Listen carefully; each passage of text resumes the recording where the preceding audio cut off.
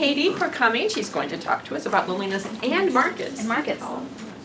And I want to tell you a little bit more about the upcoming talks. So January 5th, we'll have our own Delaney Knorr back to talk about evolutionary constraints in human pregnancies. And we'll have your colleague Katie Starkweather coming January 26th. February 9th, we'll have Amy Nunn. February 23rd, Greg Rather. And then we're still negotiating with our speaker, possible speaker for the last talk. I'll get back to you on that. And since it's the last talk of the quarter, I just want to thank one more time our support from the Dean of Social Sciences, the Anthro Department, and Department of Communication, and a few generous private donors. So we don't normally do long introductions. We just want you to have plenty of time to do your work. And thank you so much for coming today. Thank you for having me. Yeah. Hello. Happy belated Thanksgiving to everyone. Did anyone travel for Thanksgiving? Are you? Yeah. Welcome back. I've got to go back tonight. Oh, okay. You just came in for this. Thank you.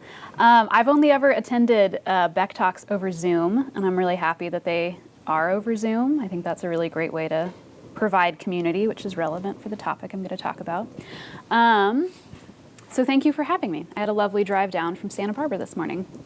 So I am a postdoc with Mike Gervin up at UCSB, and I work right now on the Tsimane Health and Life History Project. And for my graduate work, I worked with the Hadza in Tanzania. I've worked a lot with Brian, and I still work with them. And I had the opportunity to go sort of back to back to both Bolivia and Tanzania, and it was really lovely to see sort of these two projects side by side. So today, mostly I'm going to talk about work I've been doing as a postdoc in the Tsimane Project on loneliness and markets, and then a little bit about health, but more about the markets. So, as most of you are probably aware, we have a loneliness epidemic. These were just some headlines that I pulled up in getting ready for this talk over the past couple of days. These are mostly from November. And so this is all over the news, and my algorithm might be a little bit biased in what it's feeding me in terms of the news of the day, but I think that this is a pretty common understanding that we have a problem of loneliness and social isolation in our country. And I think this was really highlighted for us during the pandemic, but it was already an issue that people were talking about, the importance of social relationships and health, even prior to the pandemic. But a handful of years ago, our previous Surgeon General came out with a special advisory report calling attention to how big of a problem our epidemic of loneliness and social isolation is. And this is something that we talk about a lot in the context of the United States, but other countries are also concerned about loneliness, widespread loneliness, so much so that both the UK and Japan have ministers of loneliness who oversee this very topic and concern. And before I dive into sort of the health consequences of these things, I want to differentiate right now between loneliness and social isolation. So when we talk about loneliness, we often talk about it in tandem with social isolation. And I think this is widely because these two concepts are related, but they're importantly distinct.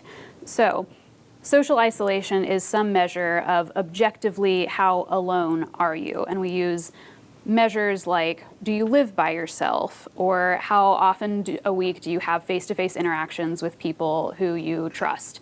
How much are you married or not? Or like, do you have children? So these are sort of, objective metrics of how much time you spend alone.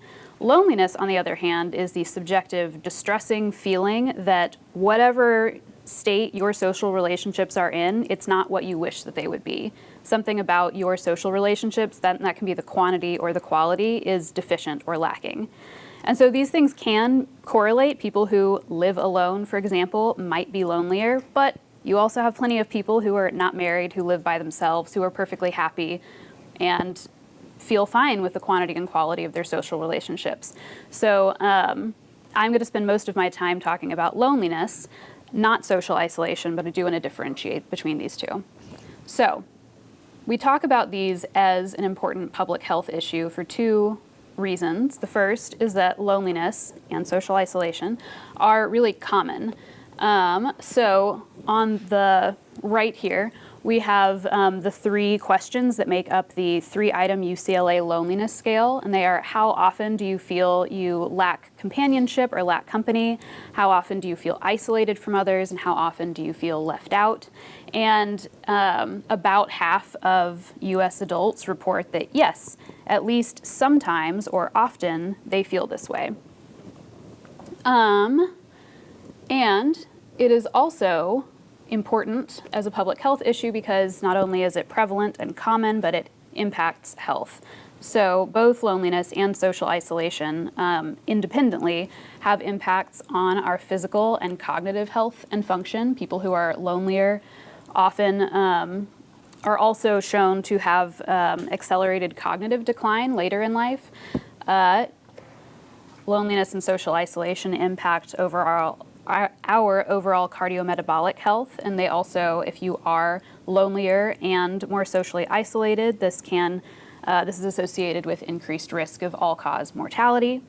And we think that this, the pathway through which loneliness and social isolation might be impacting aspects of our health and function and daily lives is through their effect on our stress response, our sleep, and our health behaviors. So if you are chronically lonely, you are in a hypervigilant state where you generally see more of your social interactions as being potentially threatening and negative, and so you have an elevated stress response, and that in turn may impact all of these other aspects of your health and well-being. Loneliness generally follows a U-shaped curve with age, so I at least am getting a lot of media and news articles about the problem of younger people in America being lonely, especially younger men.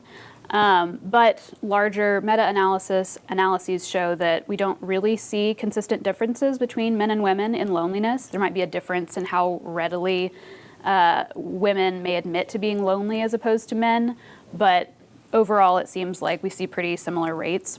And we see mostly that younger people and then very much older people, as in beyond 80, is really when you start seeing a more pronounced spike in loneliness. And for the sake of this talk, in part because I'm working with the Tsimane project, which focuses primarily on older adulthood, I'm going to really be focusing on, can you see my cursor? Yeah, on this sort of half of life. And part of that is because this part of life is also associated with health declines in other areas, and so any additional health effects that loneliness might have could exacerbate existing health conditions.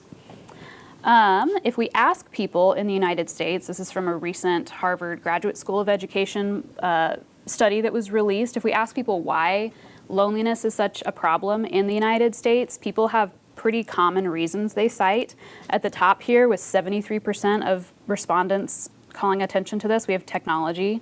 So our use of phones, our over-reliance on technology or AI or social media, some aspect of technology is one of the things driving our loneliness epidemic. And then the other reasons that people cite, I wasn't sure when I put together this presentation how clearly you would be able to see these, so please let me know if you can't read something on the screen. Okay. The other reasons that people cite have to do with not spending enough quality time together, spending too much time working, or the fact that we live in a highly individualistic society. And that is a concept specifically that I will return to. So all of these are really commenting on some aspect of our modern lives causing loneliness. And this is a really common narrative within the loneliness sort of media. We also know that loneliness is linked to how much you believe that you have a sense of purpose or meaning in your life. So this graphic right here, it's from the same study. We have in pink overall levels of how much people believe they lack meaning or purpose. And then in orange, we have people who score higher on the loneliness scales. And in tan, people who are less lonely.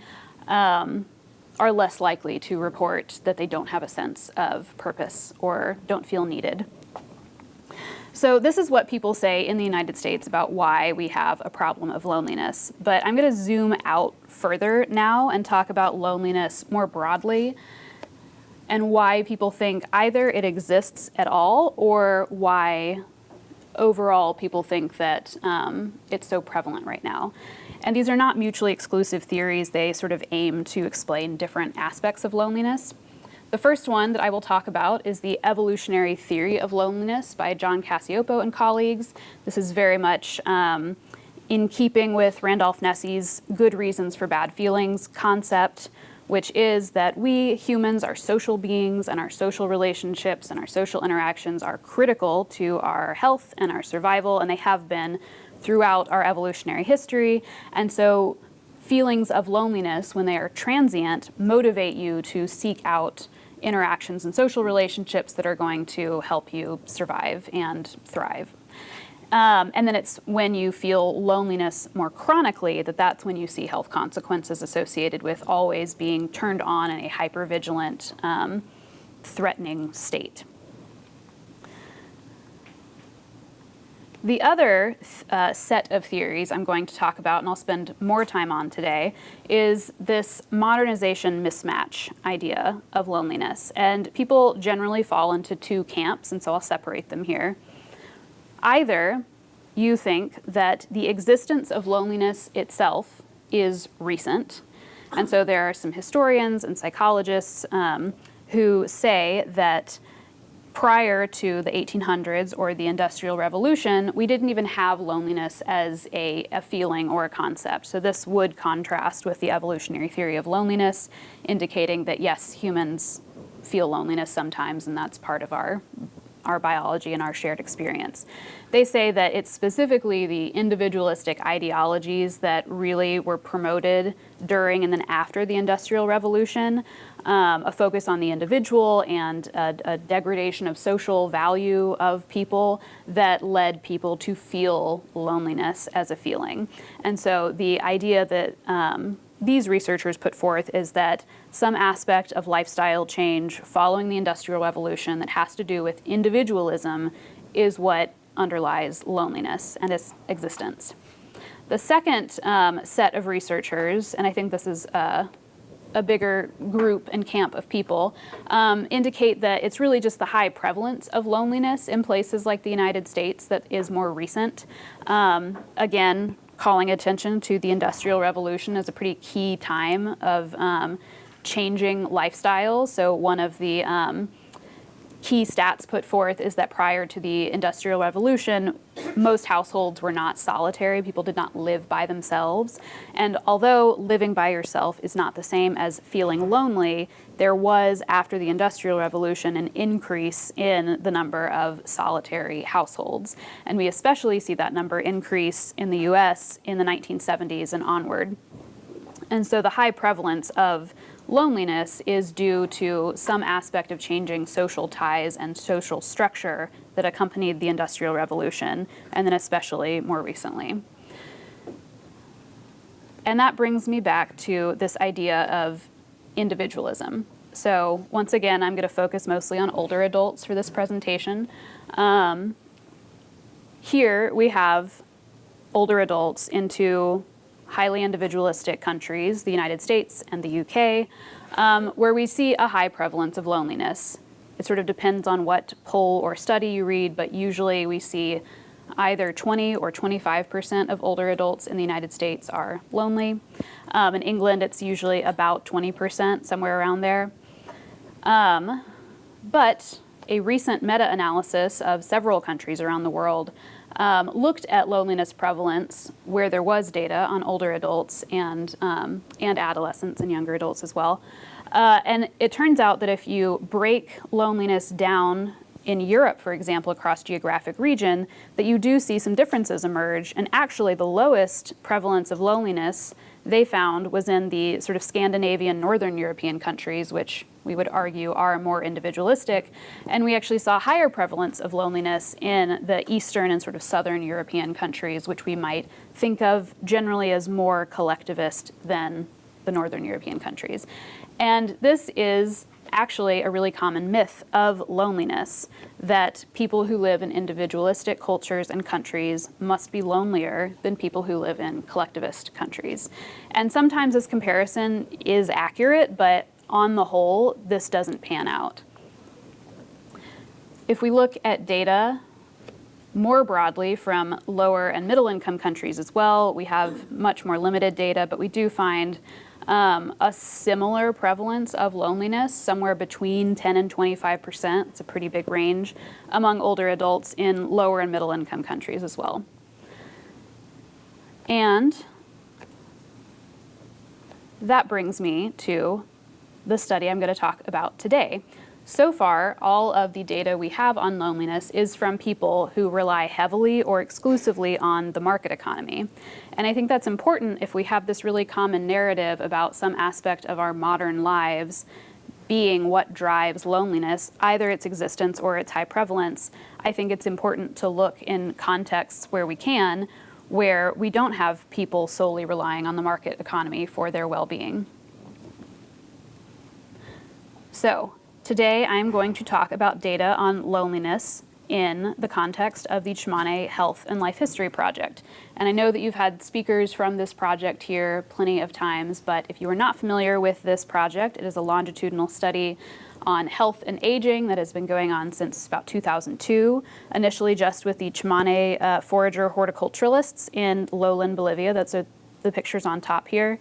And then in 2015, the project also added data collection with the neighboring Moseten group. They are also traditionally forager horticulturalists, and they are ethno-linguistically very similar to the Tsimane, but they are different. The Catholic Church has had historically more influence with the Moseten, and so they are more acculturated and more market integrated than the Tsimane. And by that, I mean they're more engaged with the markets, and they more of them speak Spanish and are acculturated into broader Bolivian society, more so than the Tsimane. So, in the context of this study, I have two goals. First, I'm curious what loneliness looks like in this context. In subsistence populations, generally, we assume that people are highly socially integrated, and I wanted to know, are people generally highly socially integrated? And if so, what does loneliness look like in this context? We also know that certain consistent predictors of loneliness are consistent around the world, so being more socially isolated is generally associated with being lonelier. So is not having a sense of purpose or meaning in your life. And I want to know if, in this context, those same predictors are consistent or hold. And then the second aspect, second goal of what I'll talk about today is to examine how loneliness varies across a gradient of modernization. And I'm throwing out these terms modernization and acculturation and market integration, and a lot of times we use them somewhat interchangeably in subsistence society literature to talk about some aspect of lifestyle change, but they are really different in important ways that I think could have important differences for loneliness, and I'll talk about that in just a little bit. I forgot to add, if anyone has questions throughout this talk, you are welcome to interrupt me, especially if it is a clarifying question. Okay, so for this project, I am drawing on interview and focal follow data from around 500 people that was conducted with both Tsimane and Moseten between 2019 and 2024.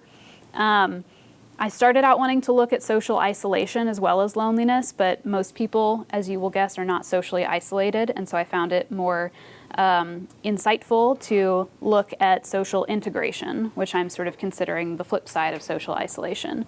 So that includes whether or not someone is married, how many people live in your house, how many close family members you have in sort of a 10-minute walk of your house in your community, and from focal follow data, how many people do you interact with per hour. And later I'll use a composite score that draws on all of these.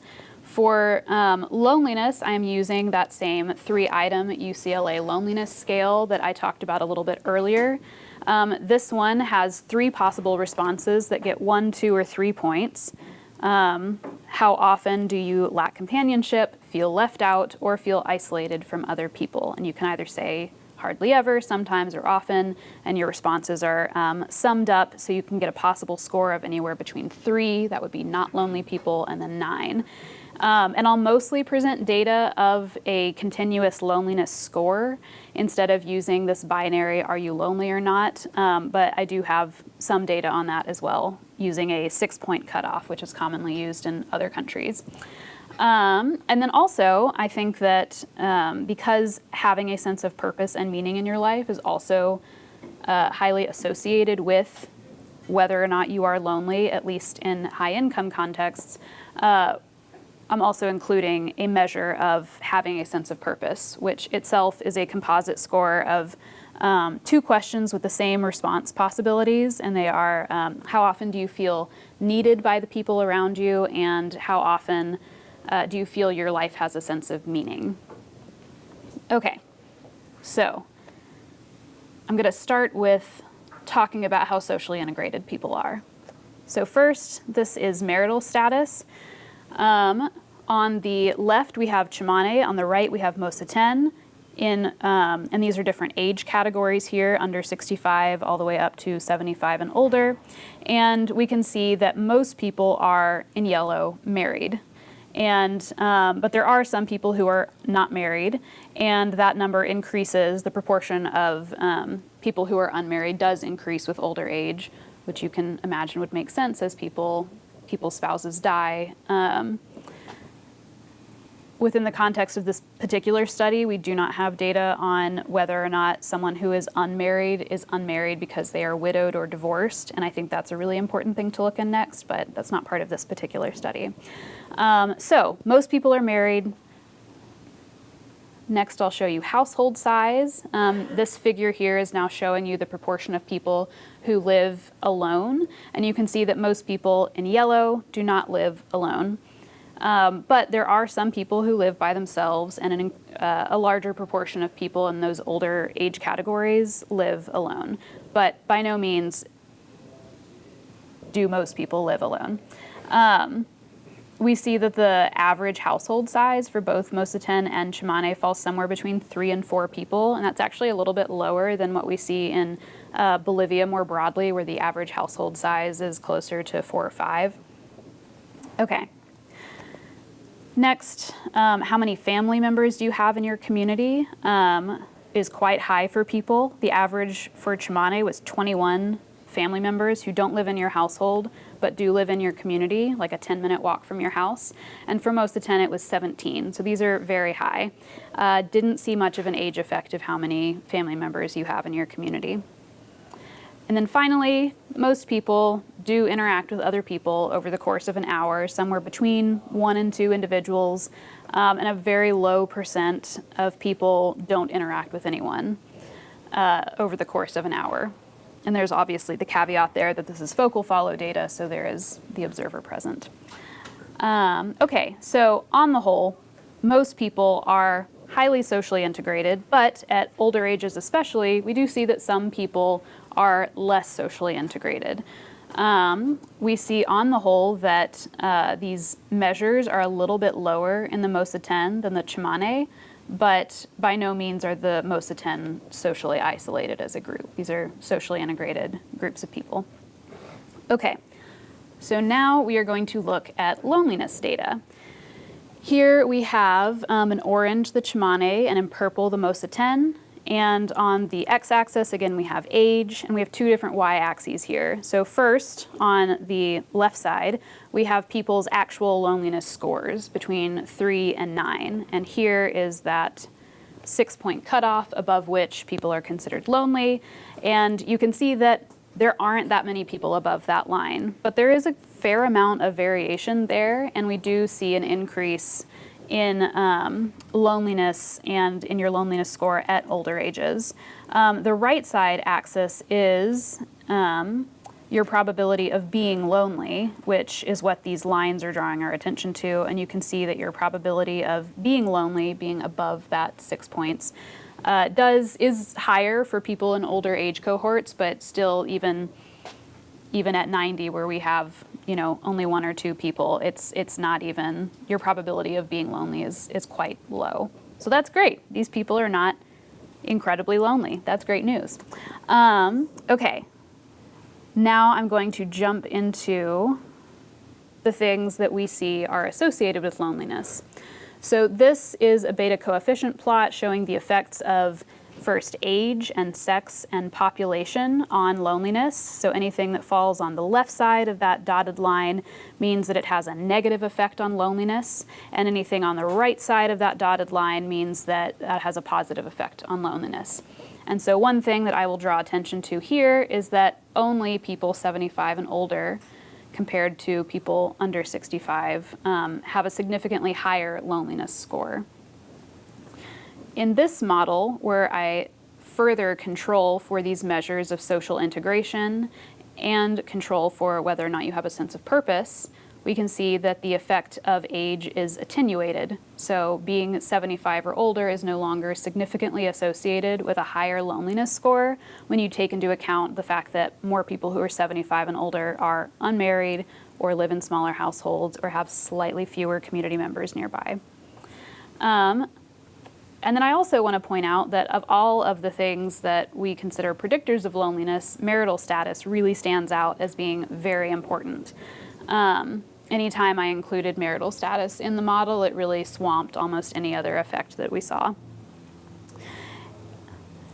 So now I want to draw attention to how important both marital status and feeling needed are in this context for your loneliness score.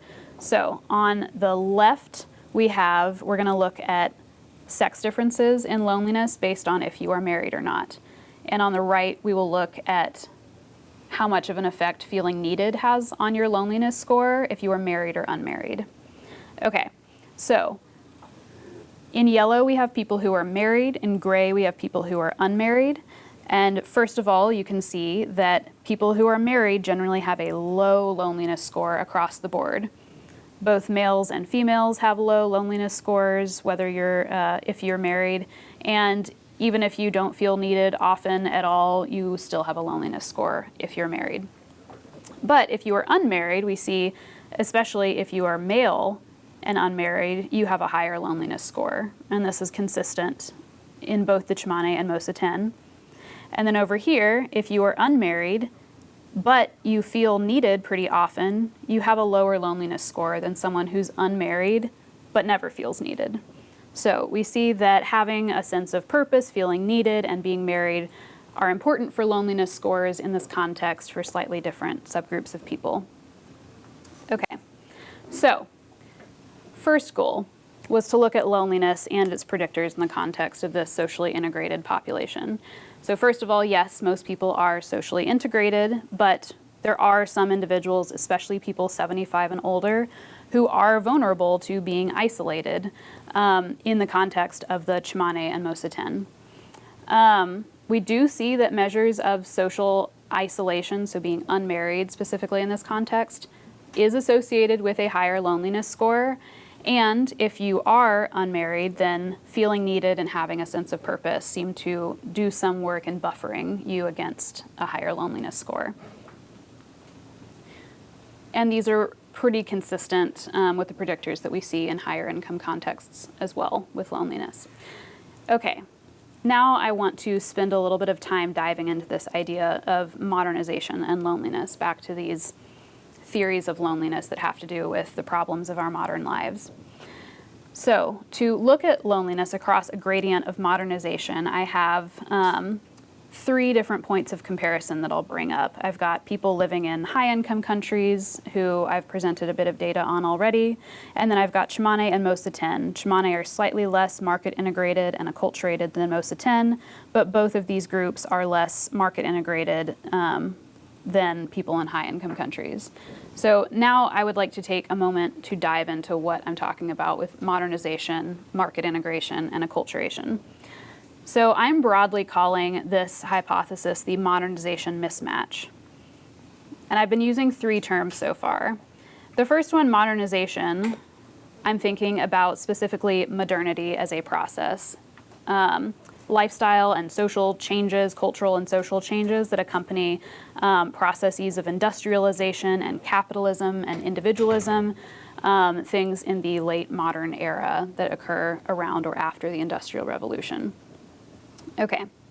With market integration, I'm talking about the degree to which a population or people in subsistence groups individually rely on the market economy to meet their own subsistence needs. And by acculturation, I mean how much a person has interactions with other cultures that then influence cultural norms or traditions that they themselves adopt. So these are related concepts, but they are distinct. We think that the hypothesis that I'm presenting, the modernization mismatch hypothesis, suggests that some aspect of industrialization and individualism that accompany modernization is what underlies loneliness, either through the degradation of social ties or through the changes to our social networks. Overall, we don't really think that's what is happening in subsistence contexts, because while there are some processes of modernization, as I'm talking about it here, in subsistence groups like the Tsimane and Moseten, I would not consider them to be capitalist or industrialized. And in fact, we do have data showing that if you introduce or if you look at novel wealth as opposed to traditional wealth and how people share using those wealth items, in the Tsimane we find that having more novel wealth items, something associated with more modernization, actually enhances people's traditional sharing practices. So overall, I don't think that this is what's happening with loneliness in these contexts. So I'm going to spend more time on these two. So market integration, how much you rely on the market economy, I can imagine could affect loneliness in a few different ways. First, it could perhaps be associated with more loneliness if being involved in the market economy means you as an older adult with your more traditional skill set in your subsistence context aren't needed as much. Your skills aren't valued because they're not something that is useful in the market economy. That could be associated with more loneliness. On the other hand, we know that overall well-being and physical and cognitive function and health are associated with less loneliness, and market integration is often associated with better food security and access to medical care. So in that sense, perhaps being more market integrated could make you less lonely. Acculturation, I can also see as having a few different kinds of effects on loneliness. On the one hand, I think being more acculturated could draw your attention as an older adult in these contexts to the loss of a way of life that you grew up with that's disappearing around you. But I can also see it being associated with less loneliness if more acculturation means that you feel like you're part of a broader global community. So, in the context of this study, I'm first going to consider how the Tsimane and Moseten prevalence of loneliness compares to what we see across several different high-income countries. I'm then going to look at how prevalence of loneliness compares between Tsimane and Moseten. The Moseten, again, are more market integrated and more acculturated than the Tsimane, and both are not as market integrated as people in higher income countries. And then finally, I'm going to look at market integration and acculturation within the Tsimane, where there is a bit of a gradient.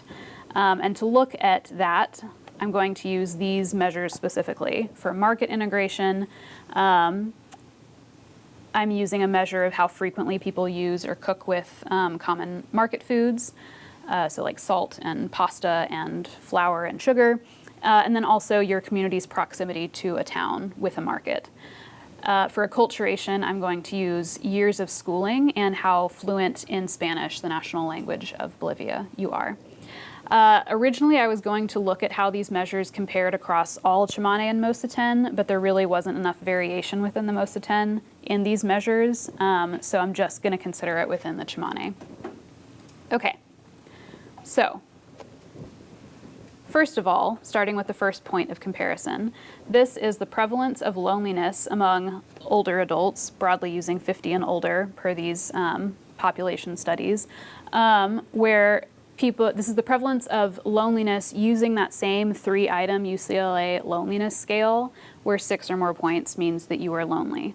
So what we see is up top, we have the United States, where we have about 25% of older adults who are lonely. And then all the way down here, we have Finland and Denmark. We have some of these Northern European countries.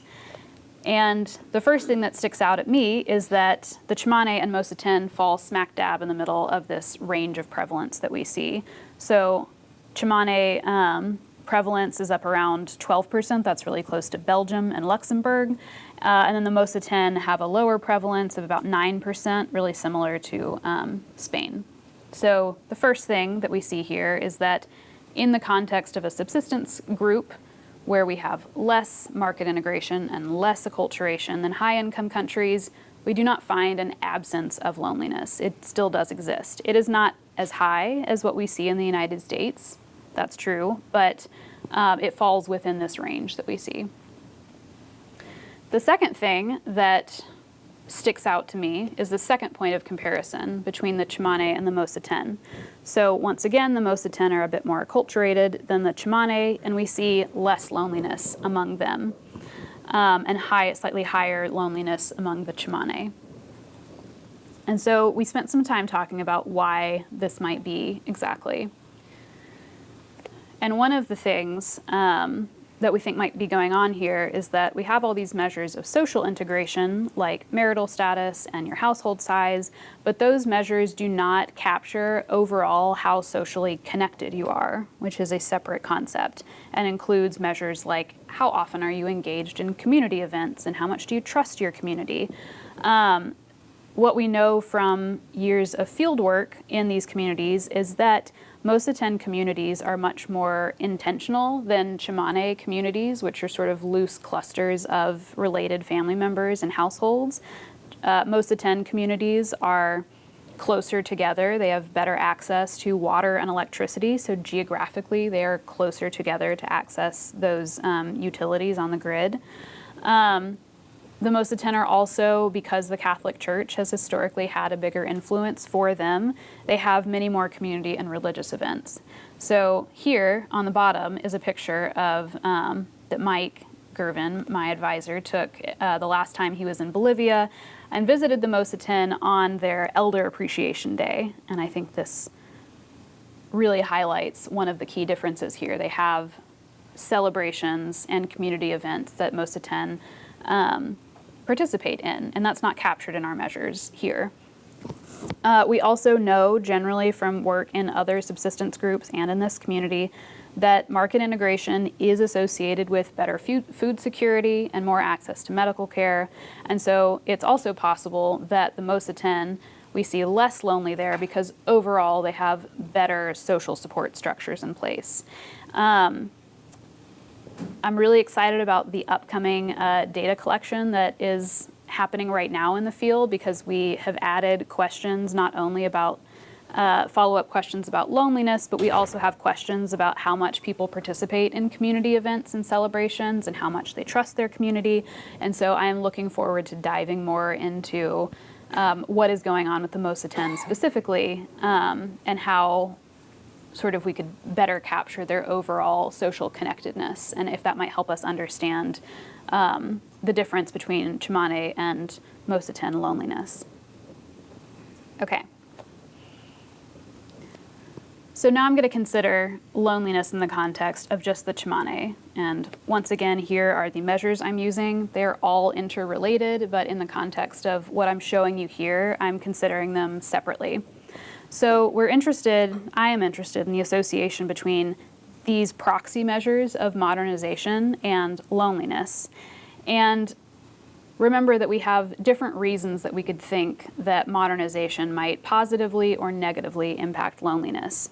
And if we're thinking back to this broader modernization mismatch hypothesis, I think there are two key pathways that I'm going to consider here. First of all, if you are more market integrated or more acculturated, it's possible that we can see some shift in your social networks for the better or for the worse that would impact loneliness. In this context, I think also modernization may lead to people valuing the skills that older adults have differently. In the Tsimane, there is a later life niche of specialized knowledge and storytelling. And if older adults don't feel that those skills are valuable in the context of a more market integrated community, perhaps they will feel lonelier. On the other hand, perhaps if older adults are some of the few people left with those skills could be seen as more valuable because they're so rare, and therefore they might feel more needed. So these are the pathways I'm going to consider here. And I'm going to set this up as a mediation analysis, where we're going to consider a set of 4 regression analyses right here, where we're looking at the relationship between some predictor, in this case, a proxy of modernization, an outcome, here loneliness, and then a mediator. So I want to know if the effect of modernization on loneliness goes through some change in their social networks or their social integration, or through having a sense of purpose or feeling needed. Okay, so the first, so there are 4 series of relationships I'm going to look at. First, I want to know when is a modernization proxy associated with loneliness? And then I want to know, when is this relationship significant? Are there measures of modernization that are positively or negatively associated with social integration? And then I want to put these all together to see how the effect of modernization changes when I include social integration in the model. So first, I'm going to consider this relationship. And what we see is, first of all of the measures of modernization, only years of schooling is significantly associated with loneliness. And it is a negative relationship. So the more years of schooling you have, the lower your loneliness score, which is great news for all of us in a graduate department. I want to also draw our attention to the fact that most of these are negative beta coefficients. So mostly we see either a neutral or a negative effect on these modernization proxies on loneliness. But I'm only going to focus on years of schooling here because this is the only time we see a significant association.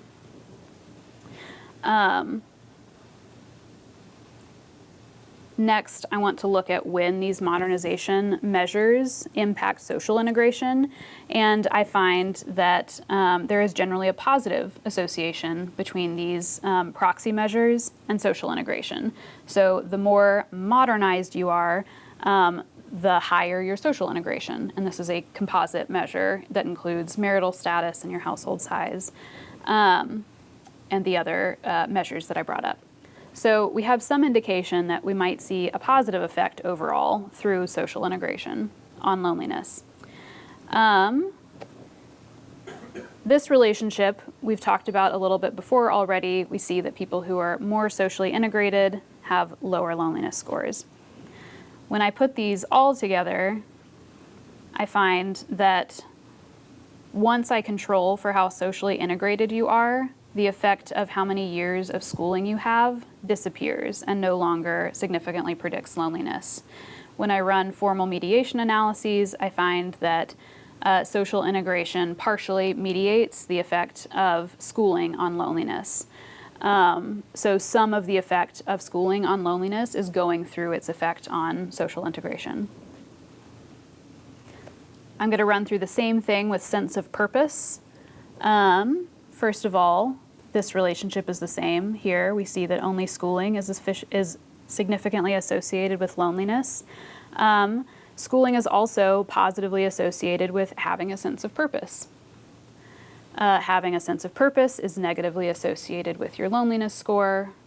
And if I put them together in the model, both schooling and having a sense of purpose are still negatively and separately associated with your loneliness score.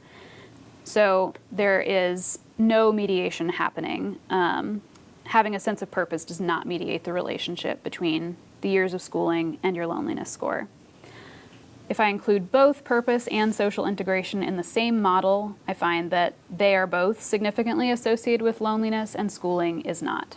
So altogether, what we can say here is that the more schooling you have lower loneliness, and that is in part because people with more schooling also score higher on a social integration composite measure. and overall both scoring higher on that social integration composite measure and having a sense of purpose are associated with lower loneliness in this context. So back to this broader picture here. First of all, we find that loneliness in these two groups falls within the range that we see in other places. We find that the Tsimane score slightly higher on loneliness than the Moseten. And we find that measures of modernization are either not associated with loneliness or they're associated with less loneliness.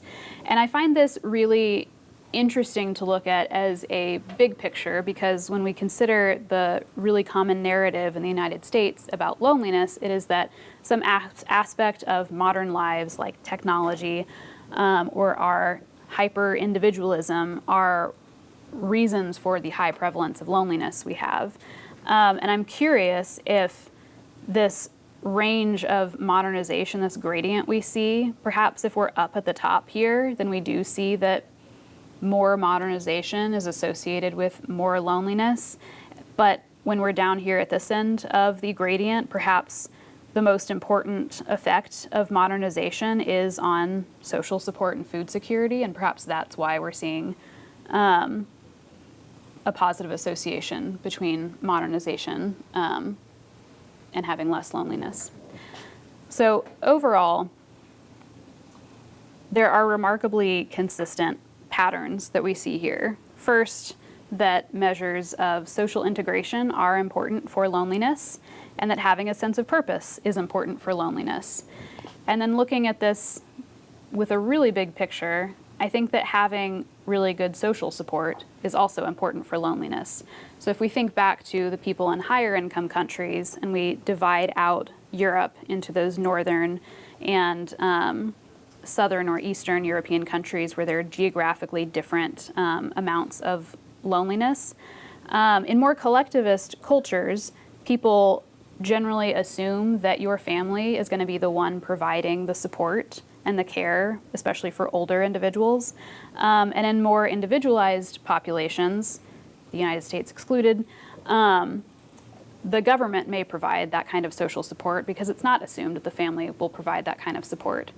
So I think that there is a key aspect of having strong social support that is meaningful for loneliness that I am looking forward to exploring more in this context. So the next steps I have in this particular study are first to zoom in, to use qualitative data to zoom in on the people who are or are not lonely in this context. So this measure here is loneliness score on the y-axis, and on the x-axis is that composite measure of your social integration. This is just Tsimane data. And the color here is whether or not you feel needed, which is one of the composite questions for having a sense of purpose. So if you are in red here, you said that you never feel needed, and if you're in blue, you said that sometimes or often you feel needed. So if I break this graph up into quadrants, these two quadrants make a lot of sense to me. We have people who are more socially integrated and not lonely down here, and like, yep, that's in keeping with the models and the predictions that I've looked at. And then people up here who are lower on the social integration composite measure who are lonely, that also kind of makes sense to me. What I'm really interested in is looking at people in this quadrant who are both lower on the social integration measure and are also not lonely, especially the people in red who also say they don't feel needed. I would really like to know what they have to say about why they feel lonely. If I look at just their responses to the question, give me some examples of why you feel needed or you don't feel needed, all of the people in red here say, no, I'm old, I cannot work, I cannot walk, I am blind, some combination of that. They don't feel needed. So I am excited to dive more into what is going on with those people. And I think that some of the data that we're collecting right now can speak to that because we will have some follow-up data on loneliness. This is just a cross-sectional, one point in time measure of loneliness. And it's possible that with follow-up data, we can identify people who consistently score high on a loneliness measure versus people who only occasionally score high. So perhaps we could get into more of this evolutionary theory of loneliness and think about transient versus more chronic loneliness and what that might have to do with your health. And then I'm also interested in looking at how loneliness compares to other measures of health and well-being. One of the reasons loneliness is an issue in the United States is because it's tied to our health and well-being. And that's not an aspect of this project that I've talked about so far. And I'm looking forward to diving into comparing loneliness here on the x-axis with measures that we think should be positively associated with loneliness, like how many problems do you have in your life, or how many depressive symptoms do you have, for example, other aspects of mental health.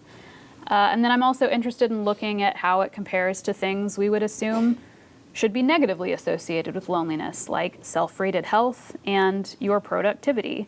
So I'm interested, for example, in why women in red here in productivity who are lonelier also have done more productive activities in the past month. I'm interested in breaking that down more.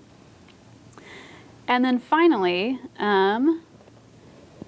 Mike and I have also worked with several other researchers, including Sean, to develop a cross-cultural test battery looking at the social determinants of health and well-being and aging. So we've seen in this one context that increasing modernization and having more social integration is associated in one way with loneliness and your well-being, and we're curious to know how consistent that is across these other subsistence contexts.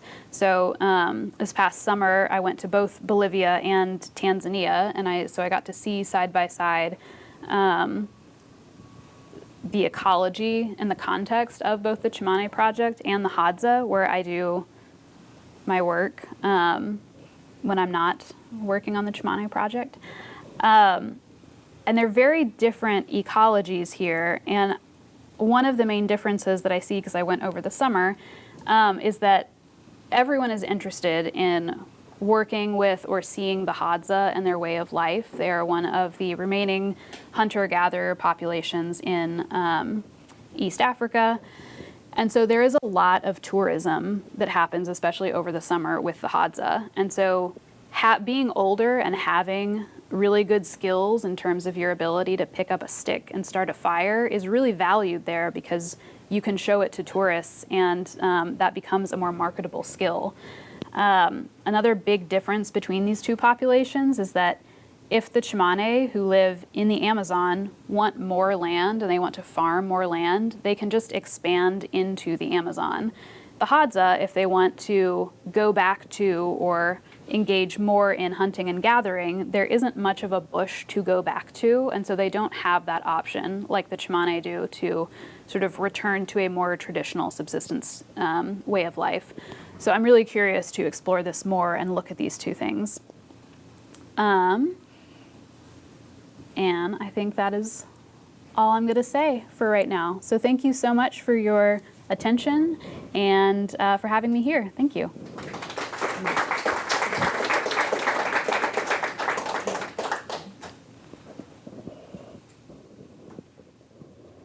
Yeah.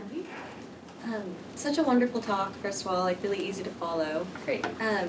You asked people, I noticed you asked people about like their marriage status and their families, and I was curious if you asked people about like the quality or the quantity of friendships in their lives. Or... No, that would be a great question to ask. I'm very curious about that. Yeah. Yeah. I may have missed this, but you mentioned individual versus collectivist countries. Yeah. What was the how did you define that? I was not considering that in this study. I was generalizing more, but there is a what is it called? There is a metric of how individualist your country is. I was thinking about looking it up for each country that I presented and like coloring them by how collectivist or individualistic they are. But then it was also Thanksgiving, and so I didn't do that. But that is, I was also curious to dive into that more. Yeah. I had a question, like just a clarity question. going back to the higher income countries, I noticed how you were saying how in the Tsimane and Moseten cultures, higher levels of schooling equal to lower score of loneliness. Yeah. And then in higher income countries, with potentially more access to education, but we're still seeing like a loneliness epidemic. Is the variable there the market economy? That's the difference, or what do you think about that? Yeah, I mean, that's the idea of the modernization mismatch hypothesis that, yeah, there is more access to schooling here. And in context, in like the United States, you see people with more schooling or people in a higher socioeconomic bracket are also less lonely. It really tracks with the other aspects of mental health and well-being as you would expect. But there is, so yes, the main difference that I'm considering here between higher income countries and the Tsimane and Moseten is how much they rely on the market economy versus being a more subsistence-oriented group. Yeah. Yeah. Great talk, thanks. We had Brett behind, I think last week, a couple weeks ago, talked to us. Yeah. And I talked to him after, and he was saying that he, in the Tsimane, he went to the, in Bolivia, the Tsimane population. He was saying that a few people had just gotten like cell phones or smartphones, and that they had like really changed what was going, like the kind of the architecture of the village. And one guy set up his place as like an internet cafe or something like that. Yeah. And I was just wondering, are you curious about that aspect of modernization, especially since it seems like it was the number one factor that people said this is the thing that's probably driving loneliness, and it seems like schooling and things like that are more, they afford social integration, whereas devices sort of encourage more isolated behavior. Yeah, do you have any thoughts on that, or something you want to look at? Yeah, Brett has some really cool data also where he's gone and asked people to use the report that's generated by your smartphone on how much screen time you have and what apps you spend time on. And so I'm interested more on what he's found there as well. And we are also currently collecting data on how many smartphones or dumb phones are in your house. But yeah, I think that in my experience, and I have much more field experience with the Hadza, but I think that a similar thing might be happening with the Tsimane as well. Cell phones offer connection in a way that I think enhances social integration more than it destroys it. So if we think about the problem of technology in the United States, the things that come to mind for me are oh man, everyone can do hybrid work, and so you're expected to be available by, using your phone to be available by email at all times, or we're too reliant on social media. But what I've seen just over the course of the time I've done field work with the Hadza, which began in 2018, is some people had cell phones in 2018. When I went back this year, way more people have cell phones. There was a viral TikTok trend going on with some of the teenage Hadza. So they're definitely on TikTok. And there is more cell phone connectivity every time I go back to the field. And what people seem to be spending time on the phone doing is talking to other people, or finding a music video and then everyone gathers around and watching it and watches it. So I'm curious if cell phones, if we reach a saturation point where everyone has a cell phone, maybe it will become a more individualistic thing. But right now it seems like it functions more like the way the radio or a television in the home might have functioned when that was first introduced in the United States, where it seems to be more of a bringing people together. But I'll be very curious to see how that pans out. Yeah. Yeah. Just a question, also more of a thought, which is that this idea of loneliness as a sort of evolved response. If it were so, then perhaps it would motivate people to seek out more connections. Right? The sensible thing would be that if you're feeling lonely, then you should try to seek out, you should essentially calibrate your motivations to go and try and find new connections. So I was wondering if you have looked into, or if you plan to look into this aspect with the, whether or not people report feeling lonely also engage in or want to engage in more of this meeting strangers or try to create these new connections, which I think would lend some credence to this idea of maybe having some kind of an evolutionary group. Yeah, so the one quick clarification, the evolutionary theory of loneliness is also not just that you will seek out new relationships with people, but that you will, you are motivated to seek out the same people that you know and strengthen existing social relationships. So both of those things are part of that theory, that you will both seek out new relationships and strengthen the existing ones. But I was thinking about this, like how would we look at transient versus chronic loneliness?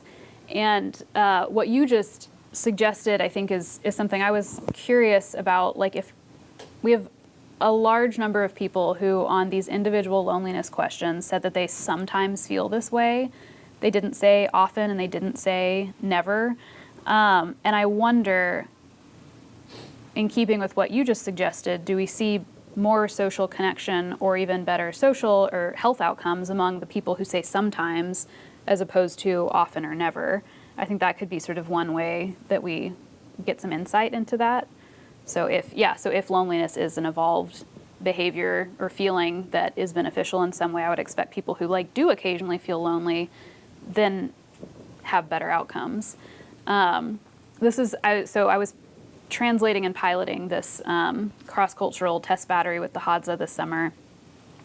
And that's exactly what one of the women said. They were sort of confused by the loneliness questions, which in and of itself is really meaningful and important, I think. But I asked about how often she felt lonely or that she lacked company. And her response was like, I don't know, yeah, sometimes, but I have lots of friends around, so when I feel lonely, I go seek out friendships. And I was like, great, well, that's exactly what you're supposed to say. Okay, how do I turn that into a data point? So I'm so curious how consistent that kind of response is. I think, yeah. I was thinking about the first bit of the talk where you talked about kind of the predictors of loneliness, in particular marital status. Yeah. And you showed that men who are unmarried tend to be lonelier than women, right?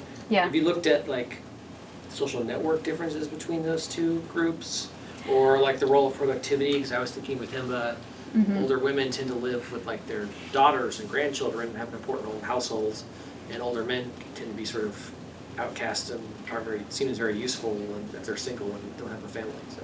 Yeah, anecdotally, that does seem like what's happening. The people, if I dive in and I look at who is lonely and where do they live, there's this really strong effect of older men, so set in the 75 and up group, who live by themselves, are not married, and they live far away from a market town, and they're the ones who are lonely, and they're an odd group of people who aren't as socially integrated as the other people around them. I actually included this as a follow-up figure in case anyone was curious. So this is just the Tsimane, and this isn't social network analysis, but this is your household composition. So we have very few households that are just one person, but these 4 quadrants here, this is people who just live with one other person, household size of 2, household size of 3, 4 or 5 or 6 or more people. And then the colors are the relationship status of the person or the people in your household.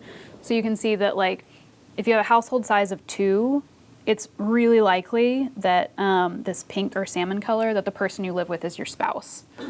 And as you get into increasingly large households, a bigger proportion of the people in your household are grandchildren. That's in green. And there are some interesting differences to me between men and women here, and I haven't looked into it at all, and I'd be really curious.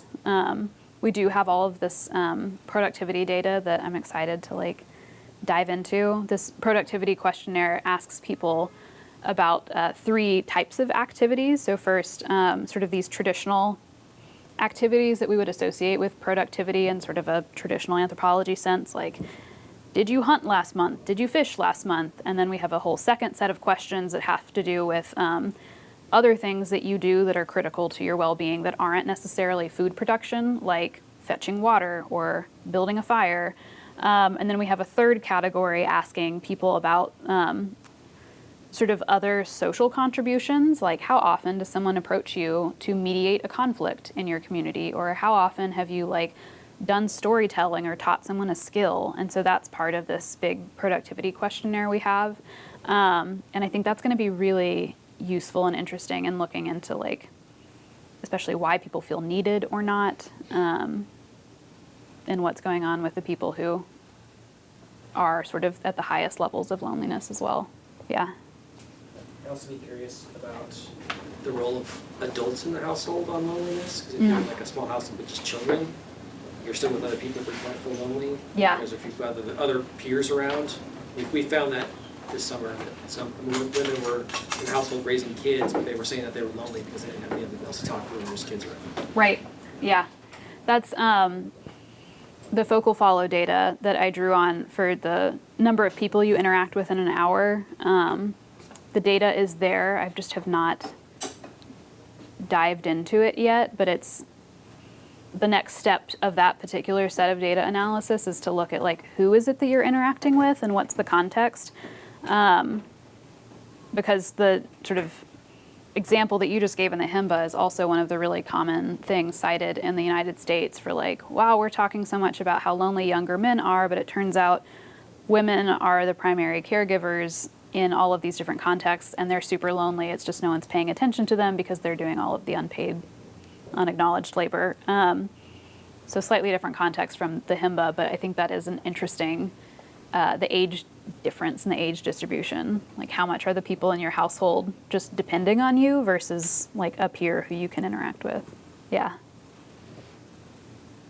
Yeah. Yeah. Just one other quick question about the, you showed that kind of the rankings of the different The countries? Yeah, and I just found that really surprising. Does it, I was wondering if it holds true if you include, because it was just 50 plus. Yeah. If you include like everybody in the population, does it change a lot? It probably would. Yeah, I would be curious to do that. This is, so one of the ways I limited which data I was going to show here is people who have the exact same metric as what we used. So there are several different metrics that people use for loneliness. There's also the larger 20-item UCLA loneliness scale. The 3 items are the ones that sort of predict your overall score better. And there are so many, like the Health and Retirement Survey in the United States just focuses on 50 and up, and the English Longitudinal Study of Aging also focuses on just 50 and up. And so all of the like population-wide surveys we have are with loneliness data focus on older adults. It's also a really common myth, in addition to the myth about individualism versus collectivism. One of the other myths is that like it's just a problem for older people, and like that really doesn't pan out. So yeah, I'd be curious to see what kind of like population level data we have on this, because most people just aren't collecting that data across all these different countries. In the United States we are, but yeah. Yeah, I guess I wonder because I get a lot of the loneliness epidemic stuff that pops up on my newsfeed too. Yeah. But it's usually like the, I guess the point of most of them is that like it's the young folks are feeling more lonely versus like older generations, which probably some of the aspects of modernization don't reach that far. Like they're probably not on their cell phones all day on social media or TikTok or something. So yeah. Anyway, that's Yeah, I would be curious to make that figure. Yeah. Yeah. My question, thank you so much for coming. I think this is such an interesting topic. It's actually also on this chart. Uh-huh. I understand that it's using the 3-item like UCLA loneliness scale, Yeah. but how does it control for the way that different countries define loneliness within their own like cultural context? Yeah. And like how, I would be interested to like see how each country kind of defines loneliness and then also like track it as it evolves, and I just wanted to see your thoughts on that. Yeah, that was one of the things I struggled with the most when I started working with this data. It's like, okay, we have the 3-item UCLA loneliness scale and the Tsimane, like, great, we have a Western tool that's being used in a subsistence context once again, like, what is this gonna tell us? And I was not the one who collected this data. This is something that Mike Gervin has been working on a lot, and he has noticed that loneliness and social isolation are consistent issues for older people in the Tsimane context. And like elder abandonment is really common in the Tsimane. I found that kind of surprising because I don't see that with the Hadza, and like perhaps Brian would say something different. He's had more time with the Hadza than I have, but like one of the interesting things that I found when I was piloting this and doing translations over the summer was like with the Hadza is okay. You know, how often do you feel needed, and like give me an example of like why you feel needed. And with the Tsimane, they would say like, no, I don't feel needed, I'm old, I can't work anymore. And when I asked the same question to the Hadza, older women especially, they were like, of course I feel needed, I'm old. And I'm like, well, how much more needed do you feel compared to like 10 years ago? And they're like, more needed, I'm older, like what are you talking about? And So I find it interesting that like this problem of older adults being isolated is a consistent issue in this Tsimane context, and I don't think I would have said that in the Hadza context. All of that is to say, in terms of your original question, I think it's important to distinguish between like, you know, close your eyes and imagine the feeling of loneliness. That's exactly what we're capturing here. Like, I don't think that we can say that, and I don't think we can say it across different countries. But loneliness is negative or distressing feelings that have something to do with deficiency in your social life. And so I think that would be really cool what you're suggesting, like looking at how people think about loneliness and how people categorize it and what that really means or feels like to different people. And I think that probably would provide a lot of insight into the kinds of variation that we see. Yeah, I don't know if that answered your question. It's something that I've thought a lot about. Just a little comment too, I was thinking about if certain countries almost look at loneliness as this idea of like something that's good and like a place of solitude that they like appreciate. So I think it'd be interesting to see too if countries like appreciate the loneliness versus look at it as a negative connotation. So even like understanding the connotations and variations in countries would be interesting. So thank you for your insight. Yeah. This is one of the things that the historian whose work I've read a lot of, Faye Bound Alberti, is one of the sort of main proponents of this idea that loneliness didn't exist prior to the Industrial Revolution. And she's a historian, and she's looking for just the existence of that word. And she really argues that prior to the 1800s, people talk about solitude a lot, and solitude is seen as a way of like being at peace and especially being closer to God.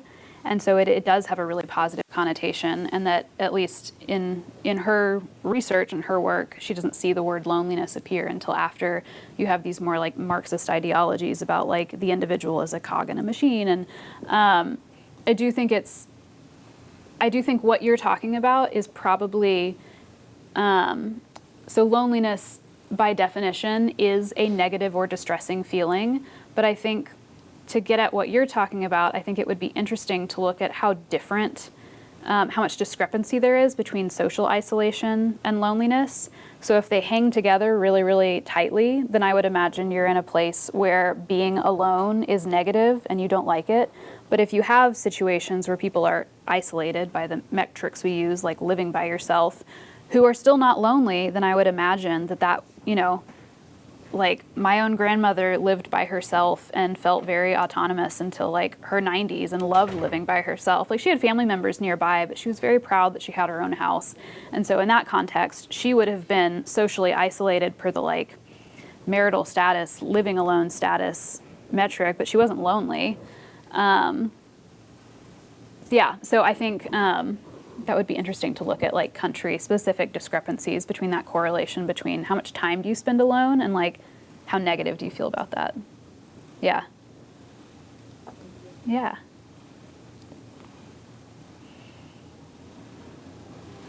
Yeah, I was sort of surprised that the being better educated seemed less lonely, because I would have thought there'd be more existential crisis kind of Exactly, loneliness, yeah. Being surrounded by people and nobody sees me for what I am, or that Yeah, kind totally, of thing. yeah. And so it's interesting that you don't, I mean, maybe there's a little of that, but it doesn't seem like there's much of it. Yeah, one of the sets of analyses I was doing, I was trying to figure out, when do people with these different modernization proxies, how are they associated with loneliness? But just looking at how those things each were associated with social integration was in and of itself really interesting. And I found that like your Spanish fluency, especially, if you were more fluent in Spanish, you are more likely to report feeling needed more often. And I think in this context, that is probably really meaningful if people come to you for language abilities. That's a pretty important and meaningful way to contribute to the people around you. Yeah. Yeah. I know in the US, well, maybe it's just people I tend to associate with the stage of life, but people who have to take care of like Alzheimer's patients or people with dementia go crazy with loneliness, even though they're together all the time, but they can't have the kind of communication that they are used to. Is there much of that in this population, the Alzheimer's or similar dementia? Yeah, there is some. The data that the Tsimane Project has published on prevalence of dementia is that it's really low, but it seems like the more we look into it, the more cases we're finding. So it's not highly prevalent by any means, but I think that Margie Gatz is coming out with a paper pretty soon where she's going to talk specifically about sort of updating that prevalence of dementia. There were only a handful of people in this study, in this data set, who overlapped with the dementia assessment data set. There were several people, but there were only a handful who were those at some point diagnosed with dementia, and I have not yet looked at their focal follow data, but I would be really curious to see how they spend their time and how the people they spend their time with report on loneliness and how much of a burden of caregiving there is or not. Right, I mean, it's mainly when it's just a couple that Yeah. is such a huge problem. But Yeah. maybe it's just not so bad if there are grandchildren and have others around. Yeah, right. Yeah.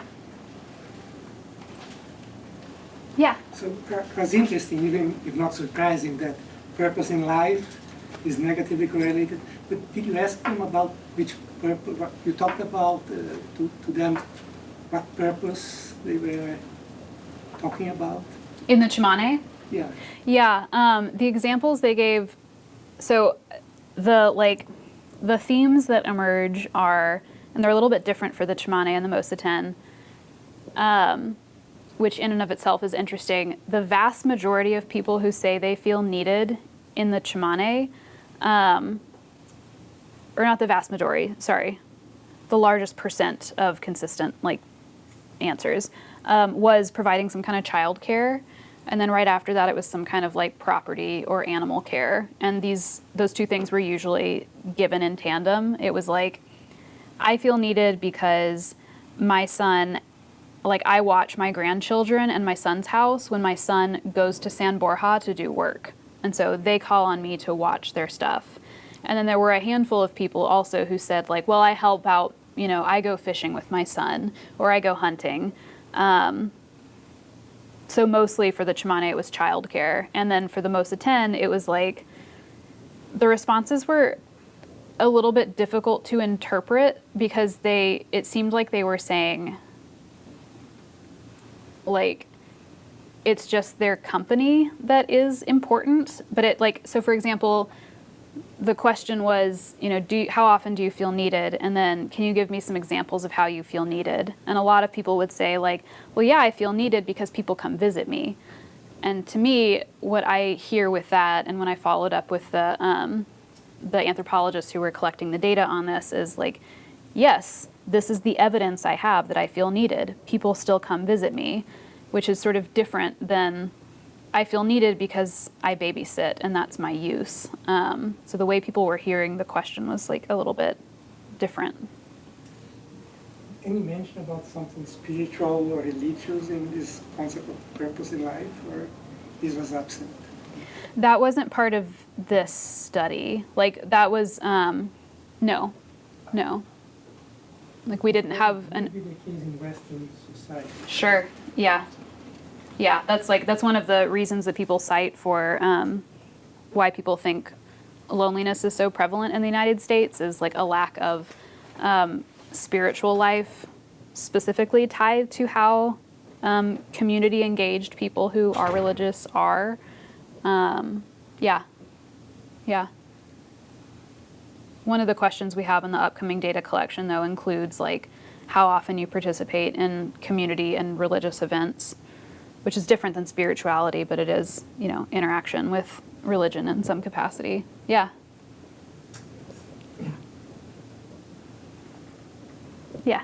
I was wondering about the role of personality, because there's a lot that goes like that quadrant thing you had, where there's lots of people who are like unconnected but not lonely. Right. How much does, and you guys have personality, like Big Five data, I believe, right? How much does personality tie into whether you happen to feel lonely or not? That would be interesting to look at, yeah. I don't know if the Big Five personality data that we have maps onto the people. This is one of the biggest differences I've found so far with working with the Hadza and the Tsimane is like the Hadza, I'm collecting the same data with the same people, and with the Tsimane project, there are several different like data collection things happening, and they don't always completely overlap.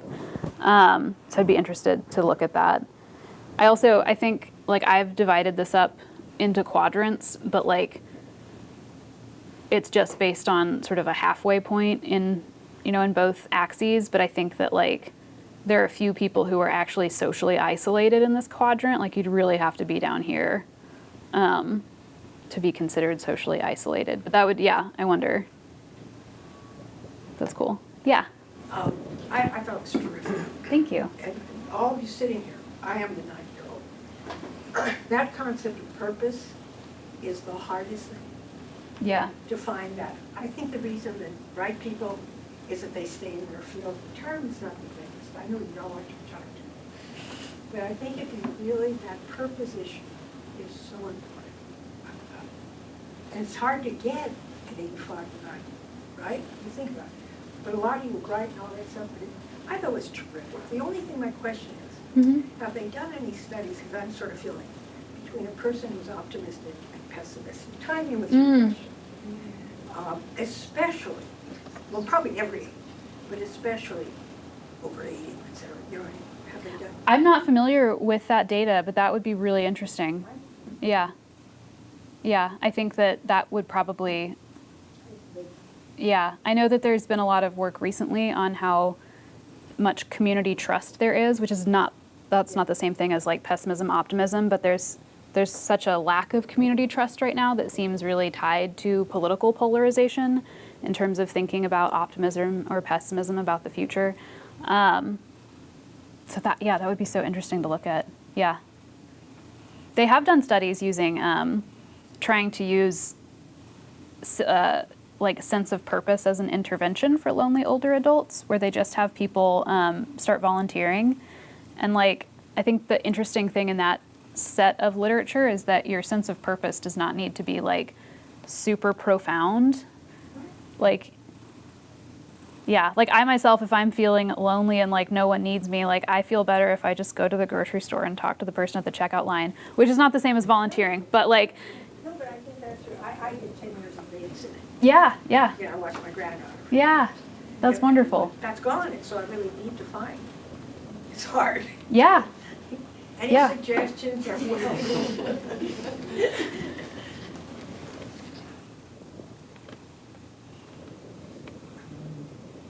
Yeah. On this idea that the prevalence of loneliness is increasing in places like the United States, do we really have data for this? When does the data start? We do have some data on this that generally finds that no, loneliness has not been increasing recently. Where we see loneliness increase is around the 1970s, which is also when we see increases in our social isolation measures, like how many households in America are solitary households. That's also around the time that we see a significant drop in fertility in America as well, where like average number of kids a woman has is like 3 or 4, goes down to like 2 and then 1.5. So if you think, sort of bigger picture, longer term about someone's life and the people available to them to interact with, if fertility is declining, then overall the size of your family is smaller, and so you might have fewer people to interact with. But yes, the people who've looked at the data stretching back several decades do not see that there's like a marked increase in loneliness right now, which is great to hear. I find that really optimistic. Yeah. Yeah. Hi. So similar to that, are there 3-point loneliness scales for available that you could look at for outside of Europe for comparison? No. This was all the data that I. Question earlier. Yeah. Okay. Yeah. Because there's a lot of in the discussion, a lot of things have come up that potentially have an impact on perceptions of loneliness, ideas of loneliness. And you're nesting Tsimane and Moseten within the space of European westernization. Right. Yeah. But there are maybe someone at some point will gather data, particularly maybe from other spaces in Latin America and South America in particular. I would say. Because that it would be interesting to see where Moseten and Tsimane fall within those ranges. Yeah. Or not those ranges, but where they are in a range of those countries. Yeah. Yeah. There is so much less data on this from lower and middle income countries broadly, and it's so scattered, the type of data collection that happens. Yeah. Yeah. Right. We have a Zoom question. Mm-hmm. Maybe if you want to turn up your phone, or I can do it on mine too.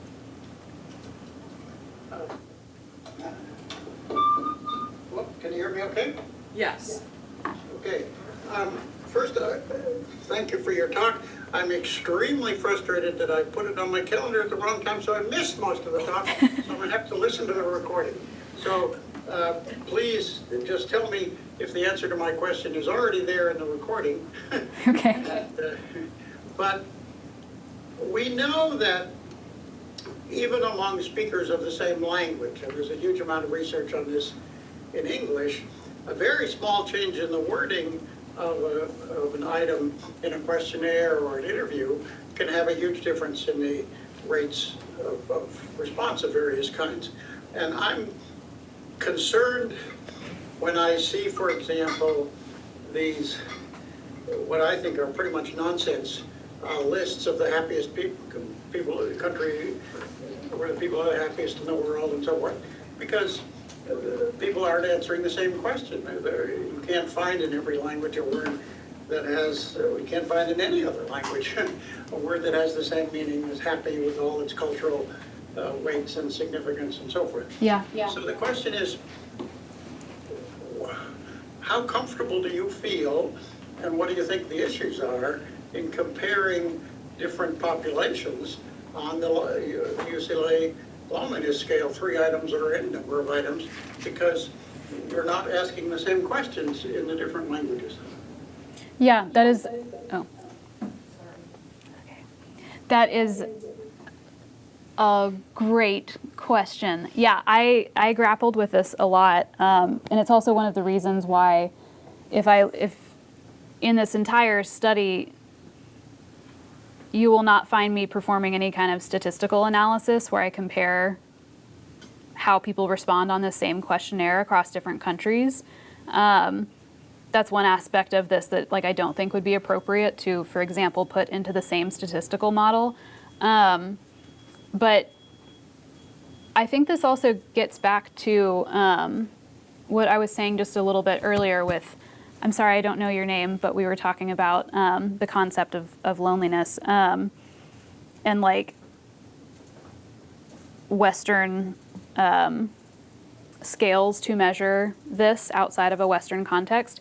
So I do feel comfortable saying that the data here, I think, reflects frequency with which people have some sort of negative feeling that has something to do with their social relationships. But I would not feel comfortable saying that if I think in my life when I have felt lonely, that's exactly the feeling that these people here are feeling in any of these countries. I wouldn't say that. Yeah, I ran into this issue when I was piloting this with the Hadza this summer because the 3 questions did not all translate or make good sense to the Hadza.